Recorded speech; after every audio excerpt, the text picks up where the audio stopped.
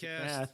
1 + 1 does indeed equal 2. 2 comics. We had 2 comics coming out. So we had Aphra 25, and we had Star Wars Adventures from Vader's Castle. All right, what 5. are we doing first? Let's do Aphra. All right. So Aphra was kind of tying off an arc here. Kind of the end. She was on this prison colony, and Vader had arrived. And for long listeners of this podcast or readers of the Aphra comic, or maybe if you're listening for the first time, you don't know, Vader and Aphra have a history. And it's troubled.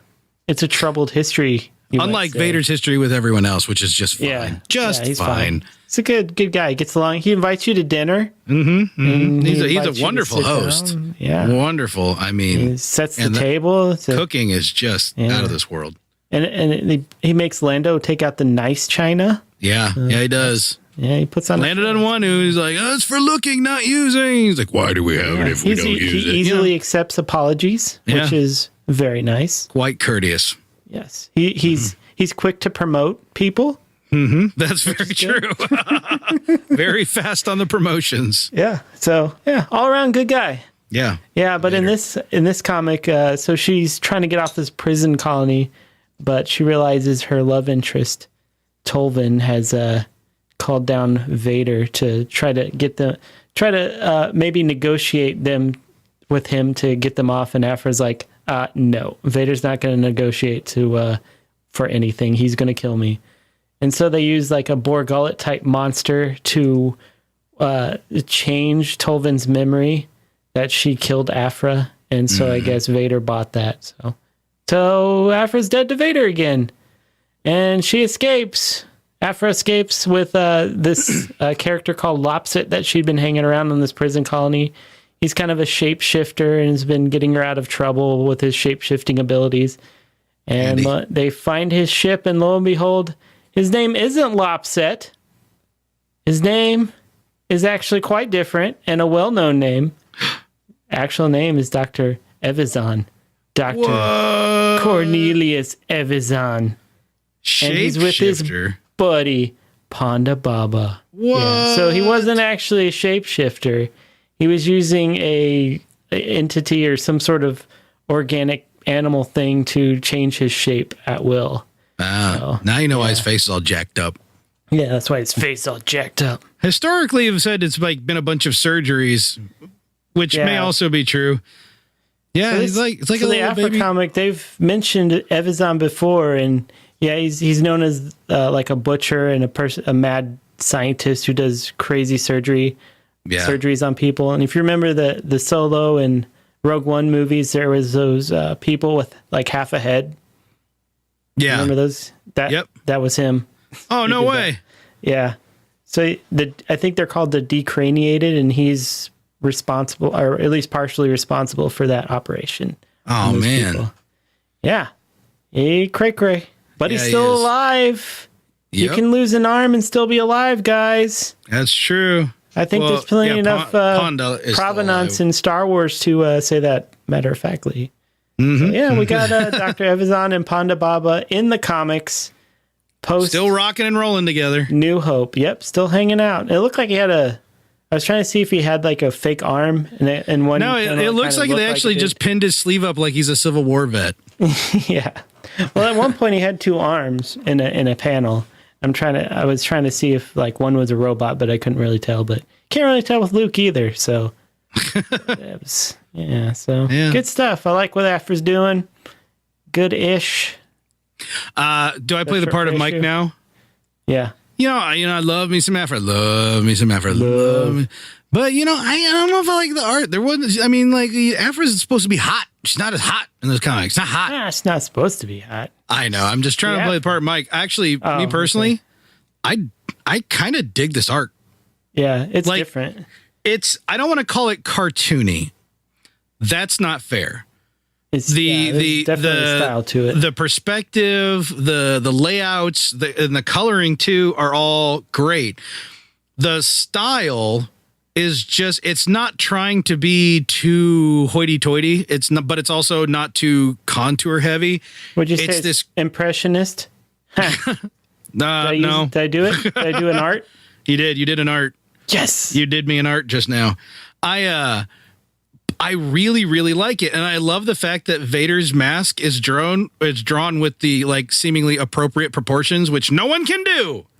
Yeah, even in the main Vader title there. Yeah. Trouble's doing Everybody, and this has been the case forever. This goes back all the way back to the old Marvel Star Wars, way back in the Disney, like, decades ago, where Vader's mask is always way too pointy, which I felt like they did that in Rebels, just to stylize him, to Rebels him up a little bit, but also as a nod to all that crap. You know what I mean? Yeah. Like I always call him angry eyebrows Vader because his visor is way too pointy, and I'm like, the dude is partially scary because there is no emotion on Vader. Yeah. He's behind a mask. So when you add emotion to the mask, even for like a comic medium, I think it takes away from the character. I really like how Vader's drawn in this. I like how the ships are drawn and designed in this. Aphra's like a sort of like pug-nosed and like a drowned chihuahua in this whole episode or this whole issue. But this art is probably like right in the middle of my comic wheelhouse. It's not trying to be too realistic. The faces aren't standing out as too movie quality. Everything just looks like continuously the same quality throughout, and I like it a lot. Yeah, I like it too. And this isn't the artist that started with Aphra, but I like what he's doing with her. Yeah. Yeah. So it'll be interesting to see what's going forward. At the end here, there was kind of Dr. Evazan had linked Dr. Aphra and 000 together. So if one of them dies or is deactivated, the other one explodes.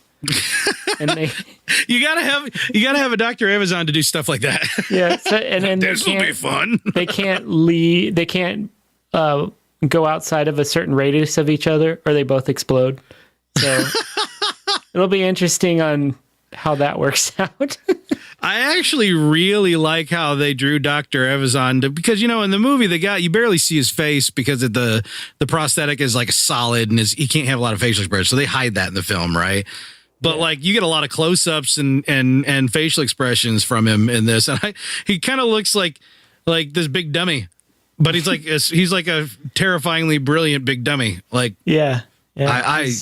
I dig this. I could read a series that if this was the artist, I could follow this artist through a whole series and enjoy it easily. Yeah, Aphra's probably my favorite comic. And this art, the cover alone, it's a different artist. Yeah. But the cover is almost worth buying the comic itself because it's such a great cover on this issue, especially.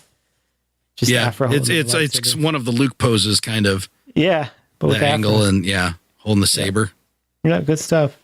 Aphra looking good. Yep. So check that out. Get Aphra, buy it.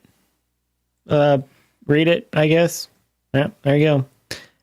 So Vader, or Tales from Vader's Castle number 5, closing out the 5-issue miniseries of Vader's Castle. So this is the IDW comic, for those who don't know. So it's kind of a different take on the Star Wars universe. Very cartoony. Very, I guess, Disney-ish.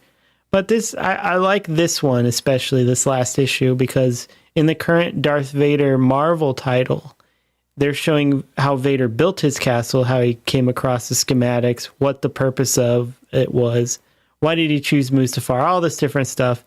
And they included these native species to Mustafar. And they actually included them in this comic. Oh, wow. So they're almost tying together, I think, because at the end of the last Vader issue, these native species were like, hey, what's this guy doing? Why is he building this castle? We should, get him off our land. Mm-hmm. And in this IDW comic, it shows them actually attacking the castle after it's built. Oh, wow. So I was like, wow, that is, and it's the exact same species, exact same look and feel of that species, the native species. So I thought that was a really, I think it's on purpose, I guess. Yeah. That was a really cool tie-in between two competing, I guess, comic licensees, whatever. Mm-hmm. So yeah, good on them. I apologize if I've asked this before, but can you explain to me why the art changes in the middle of the comic and then changes back? Yeah. Well, usually on the last 4 issues, it's because in the middle of the comic, they're telling a side story. So they'll start out with one artist, and then the side story will be a different artist, colorist. But like a couple weeks ago, we figured that wasn't the case, right? A couple weeks ago, the story just randomly changed, or the art just randomly changed. Well, if it did, it was probably on accident. This one, I'm not sure why it changes. I assume it's because it's like a flashback, maybe. That's kind of what I was trying to figure out. It was like, if this is literally like, let's use a different artist for this because it's like a cutaway or something. Because they're each one of these characters is telling a story that happened or maybe didn't happen, kind of like ghost stories. In this comic, the Vader's castle, I guess, I don't know what he is, butler. It's like it's Alfred, I guess. And he's telling you like, well, I remember this time when someone attacked the castle and Vader whooped their ass. I remember things in far more realistic starkness. Yeah. So, but here's the thing: I like both arts. Yeah, I like the arts, all the different arts. I love it. And then on the issue prior to this, issue 4. Actually, I don't know if I talked about issue 4 last time. I can't remember. But issue 4 had a story that took place on Endor. And it had that really, really classic Marvel Star Wars feel, like way back in the day. Yep. And it even brought in some of the Ewok mythos from the cartoon and the movie. Like they had the Gorax, which was one of the bad creatures. I think we did touch on this if I recall. Oh, okay. And they had the Dulocs, which were the like other native species of Endor, of the moon of Endor. Yeah. That were kind of like the evil, I guess, creatures from the Ewok cartoon. So yeah. These are really cool. I like these. I like this a lot. The series was pretty cool. Nothing really happened, I guess, but they were cool stories. Just going to Vader's castle and messing stuff up, and then escaping somehow because Vader let him go to warn everybody else, like Batman. It's like, tell your friends about me. That's right. I'm Vader, man. Vader man. Vader man. Yeah. You gotta stay away from the Vader man. Don't go to the Vader man. That's frightening territory is what that is. That is very frightening. Yep. Yeah. So that was it? 2 comics? 2 comics. Oh man, do you know what that means? Done. You know what that means? Are you aware of what that means? What? It means time for the Parker's Bite of the Week.